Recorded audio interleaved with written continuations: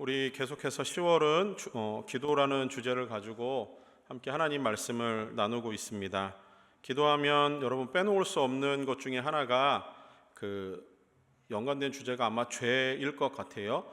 그래서 기도할 때 우리가 빼놓지 않고 하는 우리의 어떤 살면서 지은 죄, 또 우리가 모르고 짓는 죄, 이러한 죄들에 대해서 하나님 앞에 우리의 회개하는 시간이 우리의 기도의 어떤 한 부분에 분명히 들어가 있을 거라 생각을 합니다.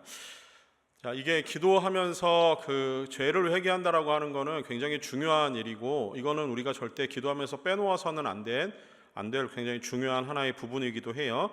실제로 주기도문에서 이런 부분이 있죠. 우리가 우리에게 죄 지은 자를 사하여 준 것 같이 우리의 죄를 사하여 주시옵고, 이런 부분이 있는데, 예수님께서 이렇게 우리에게 기도를 가르쳐 주시면서도 우리의 죄를 사하여 달라고 하나님 앞에 구해야 된다라고 말씀을 하십니다.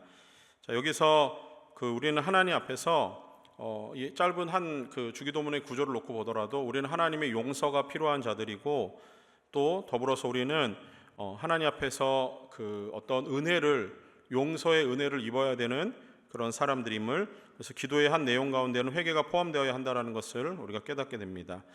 자, 그와 관련해서 오늘은 기도의 자리에서 일어나는 회복이라는 제목을 가지고 여러분들과 하나님 말씀을 같이 나누려고 하는데, 시편 원래는 51편 전체를 다 읽으면 좋겠다라고 생각을 했는데 좀 본문이 너무 긴 것 같아서 끝에 16절에서 19절까지만 읽었습니다. 네, 시편 51편의 배경은 혹시 성경을 찾고 계시면은 한번 보십시오. 거기 시편 51편의 표제가 있는데 다윗의 시이고 인도자를 따라 부르는 노래라고 합니다. 그러면서 언제 이 시를 지었냐면은 다윗이 밧세바와 동침한 후 선지자 나단이 그에게 왔을 때 이 시를 지어서 불렀다라고 하는 거예요.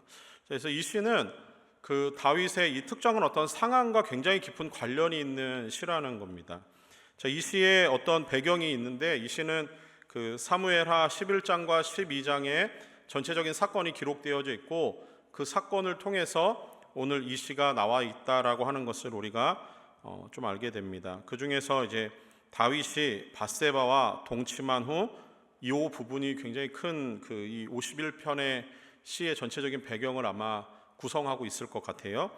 아시다시피 다윗의 인생에 있어서 밧세바와 동침했다라고 하는 이 부분은 다윗의 어떤 가장 치명적인 실수와 관련된 부분이고, 이게 실수가 아니라 실제로는 다윗이 어떤 극악한 범죄의 현장에 거기서 그 일을 저지르고 마는 그런 일을 했다라고 하는 거예요. 그래서 다윗이 가지고 있는 어떤 소유하려고 하는 탐욕이 작동하는 시간이었고, 그것으로 인해서 밧세바의 남편이었던 우리아를 무참하게 살해했는데, 이 살해가 어떤 굉장히 계획되어 있는 의도가 있는 그런 살인 사건의 주인공으로 이 다윗이 거기에 있었다라고 하는 겁니다.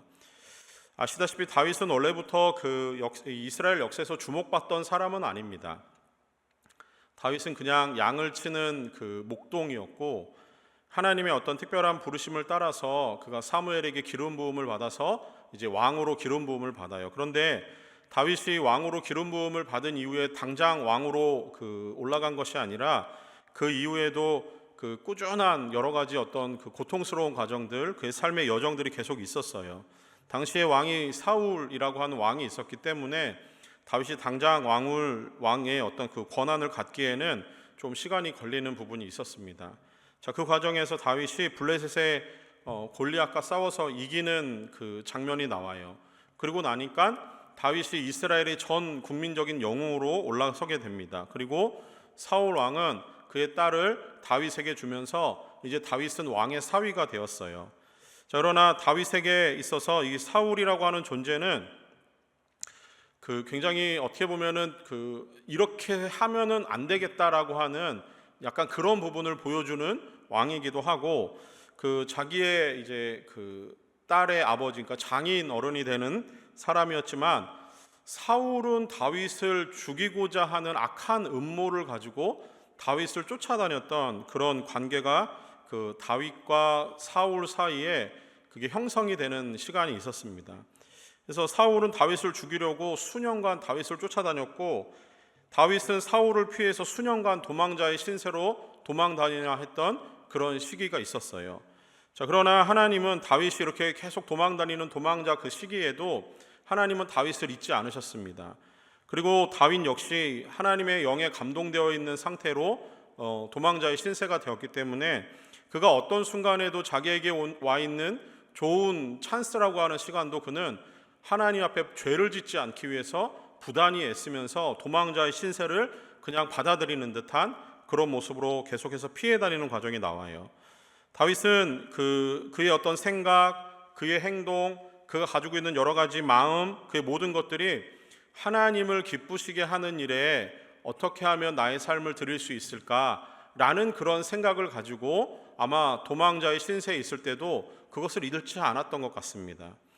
자, 그런데 사울은 끝까지 자신을 죽이려고 하는 그 순간에도 다윗이 그의 삶에 이렇게 억울하고 분통 터지는 일이 끊임없이 진행되고 있었지만 다윗은 하나님을 놓지 않아요. 자, 그러다가 이제 사울이 이제 거의 그 전쟁 중에 전사하게 되었다라는 소식을 듣게 되고, 그리고 머지않아서 다윗은 이스라엘의 왕으로 등극을 합니다. 자, 그 과정에서 뭐 별반 어려움 없이 이스라엘의 왕이 되고 났어요. 그리고 나서 이제 조금 평안한 시기를 맞이하게 됩니다. 물론 그 평안의 시기가 오기 전까지 다윗은 여러 가지 중요한 전쟁을 치르게 돼요. 근데 그 모든 전쟁에서 하나님은 다윗에게 승리를 주셨어요. 그리고 다윗과 하나님의 사이에 굉장히 중요한 언약이 하나 체결되는데, 그 언약은 다윗을 통해서 내가 그 다윗의 가문을 영원한 왕위를 이어갈 수 있도록 내가 영원히 그를 왕 삼으겠다라고 하는 부분이었습니다. 그래서 하나님은 그 다윗에게 그러한 어떤 그 기대하시는 바가 있었는데, 그것은 뭐냐면 다윗을 통해서 하나님이 원하시는, 하나님이 통치하시는 그 신정국가, 신정왕국을 하나님은 세우기를 원하셨어요. 그러면 다윗은 뭐 하는 사람이냐면은 왕으로서 하나님의 말씀을 듣고 백성들에게 하나님이 기뻐하시는 방법으로 이 백성들을 살아가고 통치하는 하나님의 대리 통치자의 역할을 다윗은 왕위에 올랐을 때 감당해야 되는 사람이었습니다.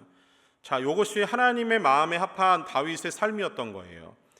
적어도 다윗이 이러한 삶을 살기 위해서 부단히 애썼고 하나님을 기쁘시게 하는 삶을 위해서 다윗은 꾸준히 노력을 했던 사람임은 확실합니다.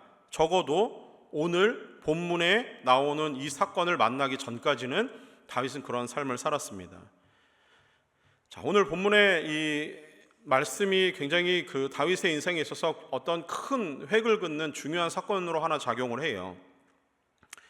다윗은 하나님을 그렇게 끊임없이 사랑하고 좋아했지만 그의 이제 어떤 인생 가운데 이제 왕이 되고 나서 나라가 어느 정도 이렇게 평탄하게 되고 평안을 찾아요. 그러다가 암몬과의 전쟁이 치러지는 과정에서 다윗은 이제 더 이상 전쟁에 참전하지 않을 정도로 되는 뭐 그런 위치가 되었던 것 같아요. 그래서 그의 장군인 요압만 그 암몬 전쟁에 투입을 시키고 자신은 한가로이 자신의 왕궁에서 지내고 있을 때였습니다. 자, 그런데 그 한가함 가운데, 그가 누리고 있는 평안함 가운데 그의 일상을 살아가는 그 삶 속에 다윗의 마음을 자극하는 음욕, 탐욕의 마음이 들어오게 돼요. 그리고 거기에 다윗은 순식간에 넘어가고 그 유혹 앞에서 밧세바와 동침을 하는 사건이 벌어집니다.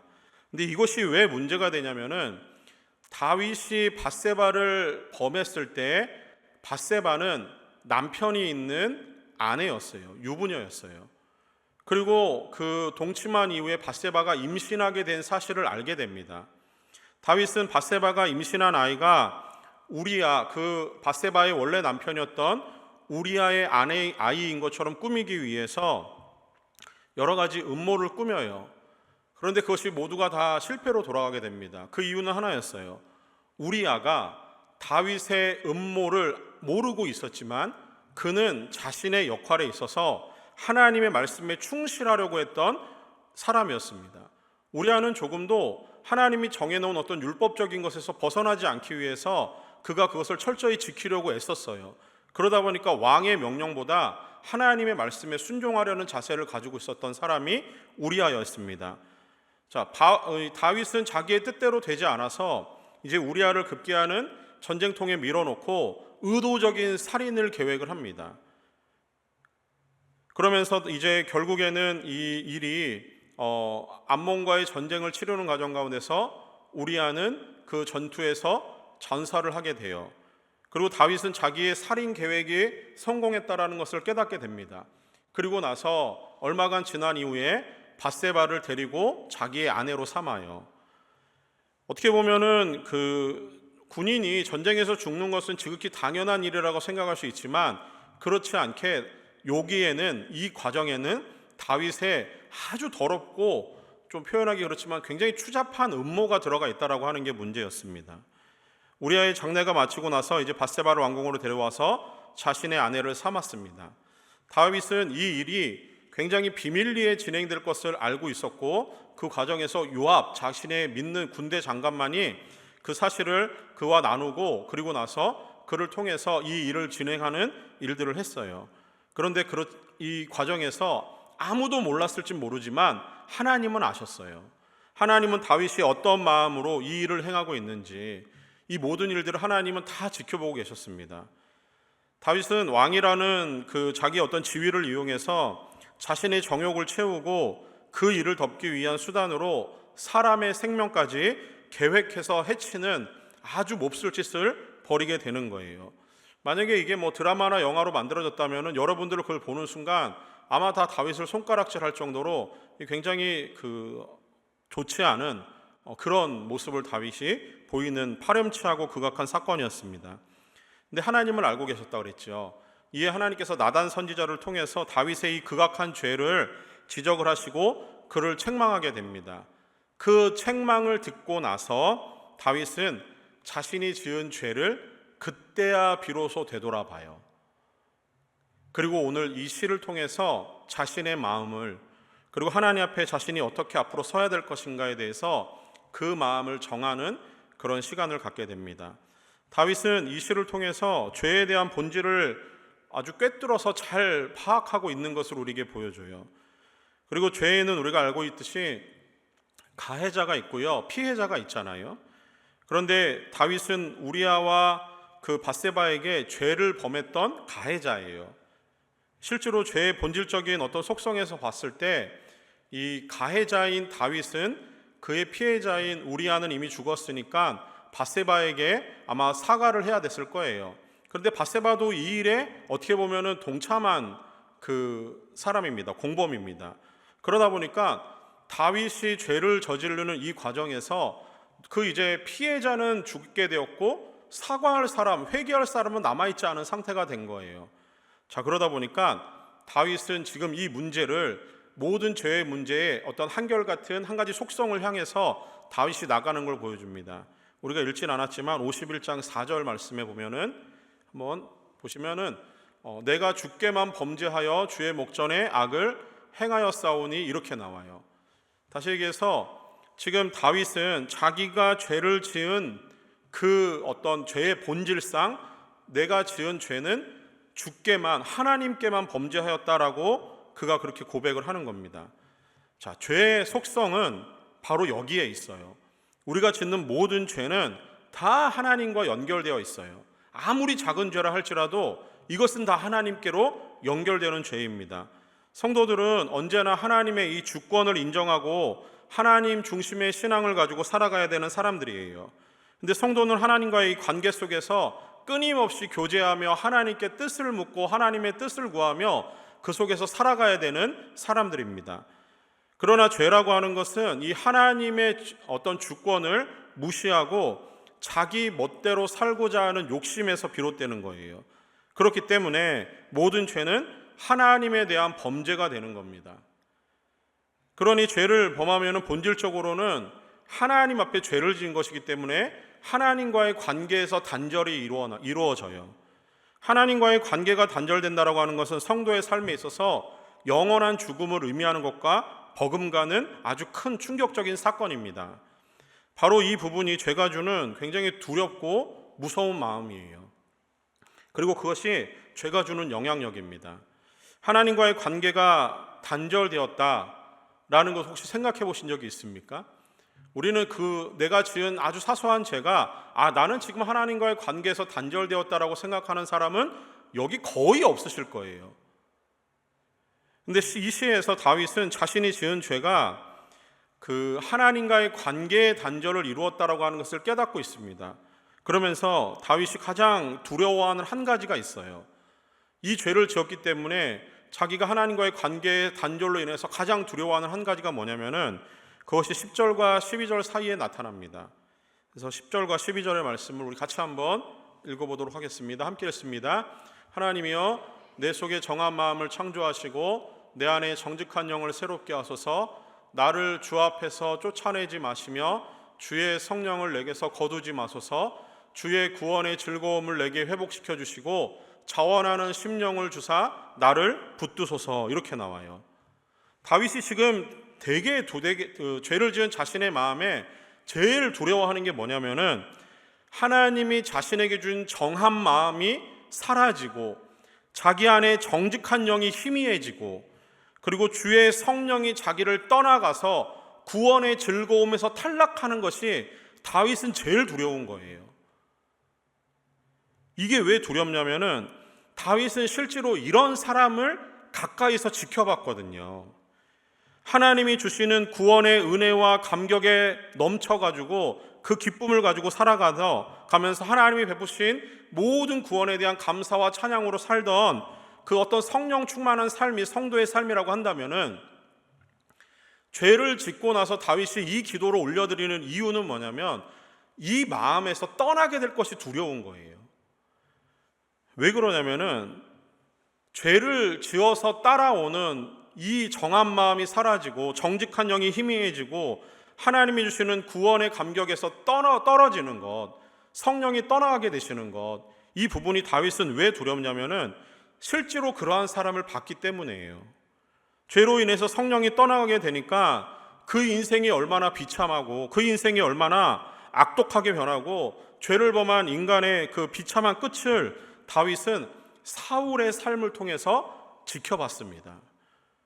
사무엘상 16장 14절 말씀 거기 보면은 여호와의 영이 사울에게서 떠나고 여호와께서 부리시는 악령이 왕을 번뇌하게 하온즉 이렇게 나와요. 다시 얘기해서 하나님의 영, 성령이 떠나고 나니까 거기에 하나님이 부리시는 악령이 들어오게 되는 거예요. 악령이 들어와서 지배당하는 사울의 삶을 바울이 지켜봤을 때 그 삶이 굉장히 비참하다는 것을 너무 잘 알아요. 사울은 악령이 지배당하는 삶을 산 이후에 그의 인생은 번뇌, 지독한 괴로움과 끊이지 않는 고통스러운 삶을 사울은 살았습니다. 다윗에 대한 시기와 질투가 끊이지 않아서 사울의 남은 모든 인생은 그 이후로 엉망진창이 되어버렸어요. 그리고 다윗을 쫓아서 죽이기 혈안이 되어서 다른 것들은 하지 못하고 그 일에만 관심을 두고 이렇게 몇 년을 쫓아다니는 일들을 벌이게 됩니다.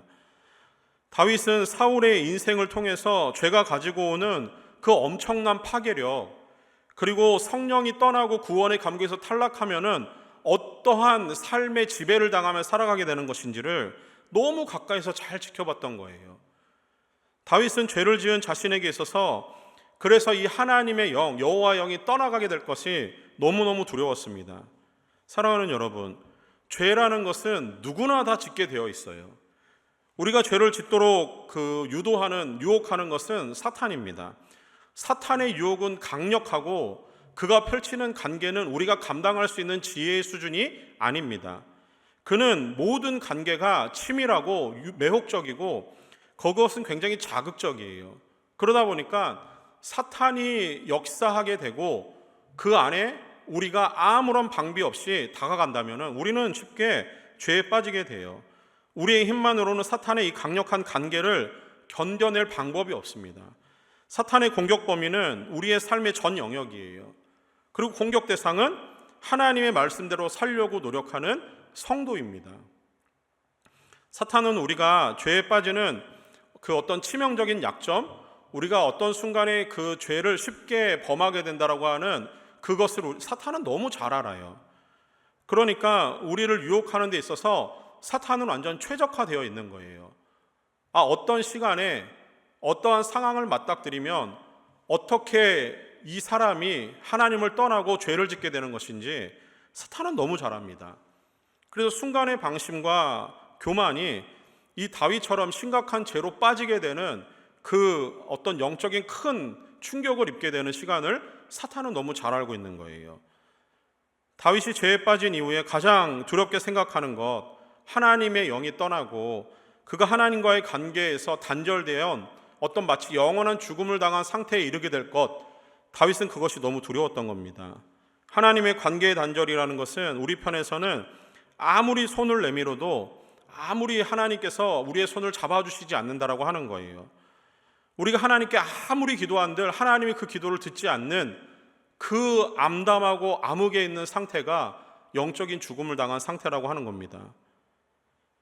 자, 이 상태에 대해서 바울이 오늘 우리가 읽은 51편 16절 말씀에서 우리가 읽었지만 이렇게 고백을 합니다.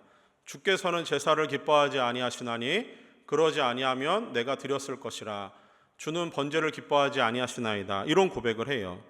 여기서 하나님이 기뻐하시지 아니하신다라고 하는 거는 그냥 하나님이 단지 좋지 않아 이런 게 아니라 그 제사에 아무런 관심이 없다라고 하는 거예요.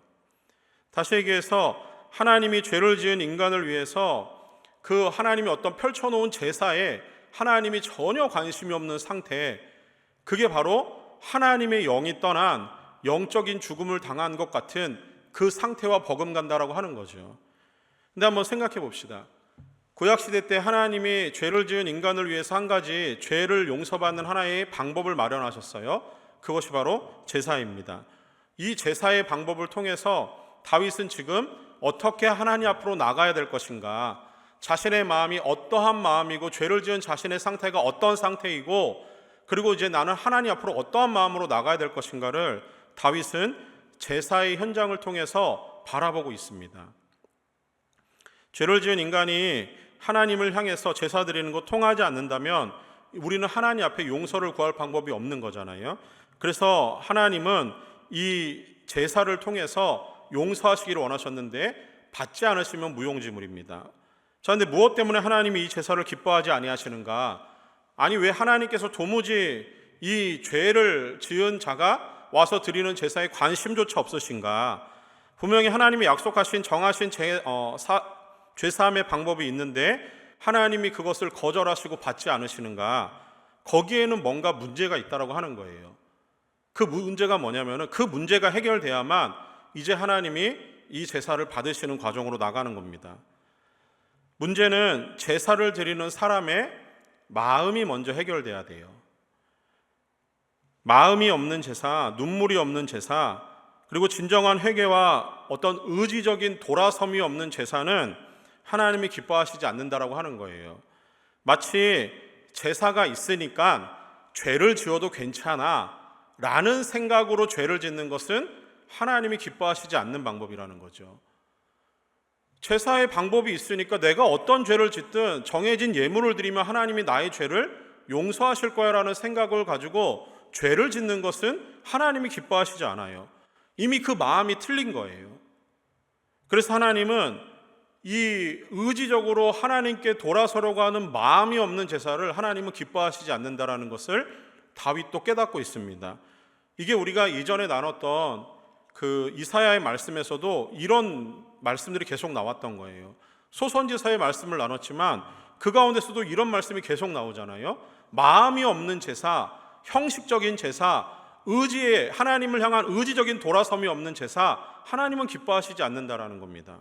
자, 그러면서 하나님이 받으실 만한 제사에 그 제사 드리는 사람의 마음이 먼저 중요하다라고 하는 거예요. 17절 말씀을 보시면 이 마음이 이렇습니다.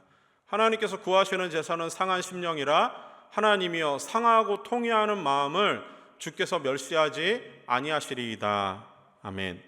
상한 심령이라는 것은 죄로 인해서 산산이 부서지고 깨진 그 죄인의 상태를 말합니다. 이것이 하나님께서 구하시는 제사라고 하는 거예요. 자, 이미지적으로 이제 한번 잘 그리면서 따라와 보세요. 희생제사가 펼쳐지는 제사의 현장을 한번 상상해 보세요. 희생 제사가 드려질 때에는 그 죄를 지은 사람이 하나님께 드리는 제사의 절차를 따라서 제물을 한 마리 끌고 옵니다. 제물은 죽임을 당할 뿐만이 아니라 단순한 죽음이 아니라 그의 그 제물의 가죽이 벗겨져요. 그리고 제사장은 그 가죽을 벗김과 함께 몸통과 머리를 분리합니다. 그리고 각각 각을 떠가지고 하나님 앞에 그것을 올려드려요. 내장은 다 끄집어내고 하나님이 원하시는 절차에 따라서 살을 바르고 뼈의 각을 다 떠버리는 거예요.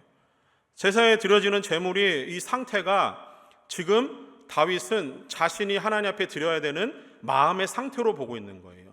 죄인의 상태입니다. 하나님의 영이 범죄로 지은 죄로 인해서 떠나가시고 하나님과의 관계에서 회복되지 않을지도 모른다라고 하는 그 무서운 두려움을 가지고 전심을 다해서 하나님께 드리는 제사에 제물로 자신을 드린다라고 하는 거예요. 자신의 죄로 인해 형체를 알 수 없을 정도로 산산이 찢겨지고 피가 흐르는 그 제사를 바라보면서 죄를 지은 나 자신의 형상, 내 모습이 바로 저런 모습이구나라는 것을 다윗이 바라보고 있는 겁니다. 하나님께 죄를 지은 내가 하나님이 내리시는 진노로 인해서 저 자리에서 내가 제물이 되어서 산산이 찢겨지고 쪼개져야 되는 나의 모습인데 거기에 대신해서 제물이 올라가 있는 거예요. 그렇게 제물을 바라보면서 죄를 지은 자신의 비참한 형상을 기억하고 하나님께 상하고 통회하는 심령으로 하나님께 나가는 겁니다. 상한 심령이 필요한 거예요. 쪼개져 있는 제물처럼 자신의 삶에 있어서 가장 치부가 드러날 만한 그 부분을 하나님 앞에 쪼개드려야 되는 겁니다. 그리고 그 안에 상한 심령으로 하나님 앞에 올라가는 거예요. 다윗이 죄를 지었을 때 그는 하나님 앞에서 마음이 단단해지고 또 굳어서 돌처럼 딱딱해진 그런 상태였을 거예요. 하나님이 내리시는 벌 따위는 두렵지 않은 마치 교만한 마음의 상태, 그런 거였을 겁니다. 그 마음을 산산이 쪼개낼 필요가 있는 거예요. 돌처럼 굳어버린 마음을 찍어내야 돼요. 그리고 그렇게 깨지고 부서진 마음으로 하나님 앞에 나가야 됩니다. 죄가 얼마나 단단하게 하나님과의 관계를 가로막고 있는지 깨닫고, 그래서 마음이 슬프고 그것으로 인해서 참을 수 없는 고통과 괴로움을 가지고 슬픔을 느끼며 죄에 대한 비참함을 느끼는 것이 필요하다라고 하는 거예요. 제가 오버해서 말씀드리는 게 아닙니다. 상한 심령이라는 것이 그런 거예요. 하나님 앞에 내가 지은 죄가 얼마나 참담한 것인지를 느끼는 것, 그리고 그것으로 인해서 내 마음이 쪼개지는 듯한 아픔을 가지고 하나님 앞에 내 모습을 낱낱이 아뢰드리는 것, 그게 우리가 하나님 앞에 회개하는 자리로 나갈 첫 번째 우리의 마음이에요. 완전히 깨뜨려야 됩니다. 회개의 자리로 나갈 때 나 자신을 완전히 무너뜨려야 돼요. 그렇게 깨어진 상한 심령은 이제 그 다음에 상하고 통회하는 마음으로 대체가 되는 거예요. 이 마음은 자신이 지은 죄에 대한 깊은 깨달음과 진실한 회개를 의미합니다. 하나님 앞에 내 마음에 전심으로 돌아서려고 하는 상한 심령이 생겼어요.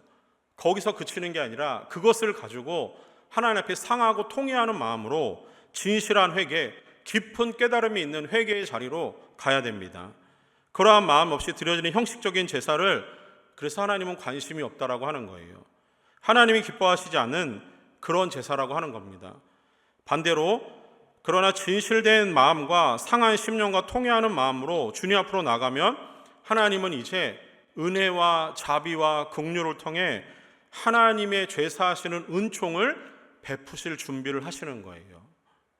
이때부터 비로소 하나님의 용서의 은혜가 시작됩니다. 하나님이 받으실 만한 예배자의 마음, 제사를 드리는 통회하는 마음, 상한 심령, 그리고 상하고 통회하는 그 마음이 준비되어 있어야 그때부터 하나님이 용서의 은혜를 내리시는 거예요. 그리고 동시에 다윗은 그 마음을 가지고 하나님 앞으로 나가기를 원하고 있습니다. 그의 깨어지고 상한 심령을 가지고 그는 하나님 앞에 나가요. 더불어 다윗은 한 가지 더 있어요. 그것이 뭐냐면은 죄가 공동체에 미치는 영향력에 대해서 깊은 반성을 하며 앞으로 나갑니다. 그것이 18절 말씀에 나와요. 다윗은 자신이 지은 죄가 공동체에 얼마나 큰 해악을 끼쳤는지를 깨닫고 있습니다.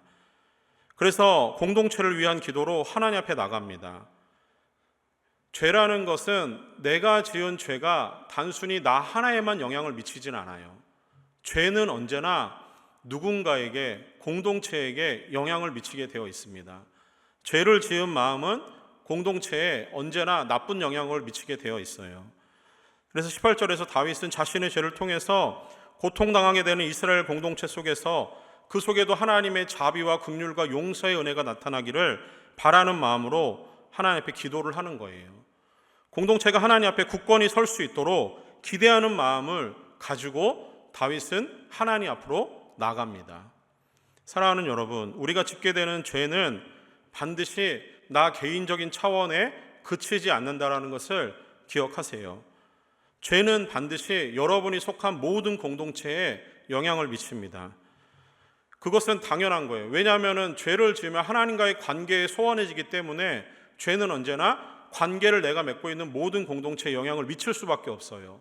그것이 때로는 가정에 영향을 미치기도 하고요. 때로는 여러분의 직장에서, 학교에서, 여러분이 맺고 있는 인간관계 안에서, 심지어는 교회 공동체와 여러분이 속한 모든 공동체에 내가 지은 죄가 영향력을 미치는 것을 여러분 기억하셔야 됩니다. 그만큼 나 하나의 죄는 나의 문제로 끝나는 게 아니라는 거예요. 그러니 여러분이 죄를 짓는 일에 있어서 이 죄가 가져오는 엄청난 영향력에 대해서 늘 민감하게 반응하고 기억하고 살아가야 된다고 하는 거죠. 그리고 또 하나, 죄는 반드시 결과를 가지고 옵니다. 결과가 없는 죄의 영향력은 없어요. 다윗이 이렇게 하나님 앞에서 죄를 회개하고 하나님의 용서를 구했고 회복의 길로 들어서는 이 아름다운 기도를 하며 하나님의 용서를 구하고 있습니다. 자, 그런데 실제로 다윗은 자신이 지은 죄에 대한 하나님의 강력한 처벌을 받게 돼요. 용서를 구하고 하나님이 용서하신 것 같지만 그 지은 죄의 결과는 어떻게 할 수가 없는 겁니다. 그게 어떻게 나타나냐면은 다윗이 죄를 지은 것으로 인해서 밧세바 사이에서 낳았던 아들이 있어요. 그 아이가 죽임을 당합니다. 근데 이것은 단순하게 다윗이 죄를 지었는데 왜 아이가 억울하게 죽어야 되나요? 우리가 그렇게 질문을 해볼 수는 있어요. 하나님, 이거는 조금 그 아이에게 너무 억울하지 않습니까? 라는 거예요. 근데 그렇지 않아요. 그렇지 않아요. 죄의 영향력은 내가 지은 죄가 다른 쪽에서 그 영향력이 결과적으로 나타날 수도 있는 거예요. 아이의 죽음은 어쩌면은 우리가 이해할 수 없는 하나님의 방법으로 나타난 겁니다. 죄는 다윗이 지었는데 아이가 죽게 돼요. 근데 이것이 다윗이 이 기도를 하기 전에 나단 선지자가 찾아왔을 때 다윗이 회개하기 전에 이미 하나님께서 말씀으로 아이가 죽을 것을 말씀해 주세요. 그리고 다윗이 이 기도를 하고 있는 거예요. 전후 관계를 분명히 하셔야 돼요. 다윗이 용서를 구했지만 확정된 하나님의 죄에 대한 결과는 확정되어 있는 거예요. 따라서 죄는 언제나 결과를 가져오게 되어 있습니다. 그러니 죄가 얼마나 심각하고 무서운지를 우리가 마음에 새겨야 돼요. 하나님은 이 아이가 태어나고 나서 7일이라는 기간 동안 아이에게 아주 심한 질병을 내리세요. 근데 이 7일이 다윗에게 있어서는 엄청난 죄가 가져온 영향력에 의한 결과라고 하는 거예요. 그 7일의 의미가 회개하고 돌아섰지만 죄가 얼마나 무섭고 죄가 얼마나 아프고 고통스러운 시간이고 그 힘든 것인지를 죄가 가져오는 이 비극적인 상황 속에서 그것이 얼마나 견디기 힘든 일인지를 다윗은 7일 동안 몸소 체험하게 됩니다. 다윗은 아이가 태어나고 얼마 되지 않아서 하나님이 내리신 질병으로 몹시 아팠을 때 다윗은 하나님 앞에 기도해요. 이 아이가 낫기를 바라는 마음으로 그는 하나님 앞에 아이를 위해서 자신의 곡기를 끊으며 금식하며 기도를 합니다. 밤이 새도록 땅에 엎드려서 하나님께 울부짖으며 하나님의 자비와 긍휼을 구해요. 밤새도록 신음하며 죽어가는 아이를 상상하면서 그 죽음에서 하나님께서 혹여나 살려주시기를 애원하는 마음으로 하나님을 붙듭니다. 그 아버지의 기도, 하나님 제발 아이만은 살려주세요. 내 죄가 얼마나 크고 두려운지 깨달았으니 나를 대신, 아이 대신 하나님 나를 데려가세요. 이 아버지의 기도가 있지 않았겠습니까? 다윗이 얼마나 죽을 힘을 다해서 하나님께 애원하면서 매달렸는지 아이가 죽고 나서 주변에 있는 다윗의 신하들이 다윗에게 아이가 죽었다라는 사실을 이야기하지 못합니다. 왜냐하면 그 이야기를 들으면 다윗이 크게 실망할까 봐, 그리고 그 마음이 힘들고 좌절할까 봐 말하지 않아요. 다윗이 얼마나 진심이었는지, 자신의 죄에 대해서 하나님 앞에 얼마나 처참하게 회개하고 깨지는 시간이었는지 그 아이가 죽어가는 7일의 기도 속에서 다윗은 그것을 몸소 느꼈을 겁니다. 우리는 이 이야기를 들으면서 하나님 참 너무하시다 라는 생각을 할 수도 있어요. 그런데 그렇지 않아요. 아들의 죽음 앞에서 애원하고 고통스러워하며 아파하고 슬퍼하는 이 아버지의 마음, 이 마음이 우리 하나님 아버지의 마음이에요. 아들 예수 그리스도를 우리의 죄를 위해서 내어주셨을 때 하나님의 마음이 이 마음이었습니다. 우리의 죄가 얼마나 크고 무거운 것인지, 그 죄 없는 아들이 십자가에서 죽을 때 하나님은 통곡하시며 고통 가운데 지켜보셨어야 했던 거예요. 아들의 죽음을 당하는 그 순간 해조차 힘을 잃었대요. 그리고 온 세상이 깜깜해졌다라고 합니다. 마치 아들의 죽음을 차마 눈뜨고 볼 수 없는 하나님의 마음이 아닌가 생각이 들어요. 아들의 죽음 앞에서 눈 감으시는 하나님. 아들은 십자가 위에서 고통스럽게 아버지를 부릅니다. 아버지, 아버지, 어찌하여 나를 버리셨습니까? 우리의 죄로 인해 죽어가는 이 아들의 힘없는 절규에 하나님은 귀를 막으셨어요. 하나님 우리의 죄 때문에 아들을 십자가에서 죽도록 내버리셨습니다. 다윗의 아들의 죽음이 다윗의 죄가 가져온 비참한 결말이라고 생각하시며 또 그 죽은 아이의 억울한 죽음에만 슬퍼하지 마십시오. 그 아이가 죽어가는 것을 어떻게든 막아보려고 하나님께 매달리던 다윗의 이 처절한 절규에 공감만 하지 마십시오. 우리 하나님은 나의 죄 때문에, 여러분의 죄 때문에 죄 없는 아들을 온갖 고문과 수치와 부끄러움에 그를 던지시고 십자가에 못 박도록 그를 내버려 두셨습니다. 그러한 하나님의 마음, 그리스도의 순종이 우리를 그 참담한 죄에서 구원하는 큰 은혜가 되었습니다. 러시아의 대작가인 톨스토이는 인생론에서 이런 이야기를 하나 담고 있는 이야기가 있어요. 두 여인이 있는데 그 두 여인이 마을에 큰 어른을 찾아왔어요. 그래서 가르침을 받기 위해서 왔습니다. 그런데 그 두 여인 중에 한 여인은 젊었을 때 남편을 바꾼 일에 대해서 몹시 괴로워하면서 스스로 용서할 수 없는 죄인이라고 그 큰 어른 앞에서 울었어요. 그러나 다른 한 여인은 자신이 살아왔던 인생을 돌아보면서 그다지 도덕적으로 큰 죄를 짓지 않은 것 같고 어느 정도 만족한 삶을 살았다라고 고백을 합니다. 그러면서 어떤 죄가 무거운 죄인지 마을의 노인은 두 여인을 이제 마주하고 앉아서 그 큰 죄를 지은 여인에겐 큰 돌을 가져오라고 시켰어요. 그리고 아마 인생에 나는 별반 그 큰 죄가 없는 그냥 평범한 삶을 살았습니다라고 생각하는 여인에게는 그래도 당신이 생각하는 작은 죄에 대한 돌멩이를 가지고 오라고, 작은 돌멩이를 가지고 오라고 시켰습니다. 노인의 말을 따라서 큰 죄를 지은 여인은 낑낑대면서 자기의 죄가 얼마나 무거운지를 깨닫는 마음으로 겨우겨우 들 수 있을 만한 큰 돌을 하나 가지고 왔어요. 다른 여인은 자신이 지은 죄가 작은 것이고 보잘것없는 것이기에 대신 여러 가지 죄들이 생각났는지 여러 개의 돌멩이를 주어서 왔습니다. 자, 노인 앞에 두 여인이 왔어요. 그리고 나서 노인은 그 돌을 원래 있던 곳으로 갖다 놓으세요라고 얘기합니다. 큰 죄를 지은 여인은 자신이 지은 죄가 그 큰 돌이 어디서 왔는지를 알아요. 그래서 그 자리에 다시 낑낑거리면서 고스란히 갖다 놔요. 근데 문제는 작은 죄를 지었다라고 생각하는 이 여인은 여러 개의 돌멩이를 주었는데 그것이 어디서 주운지 몰라요. 어디다 갖다 놔야 되지?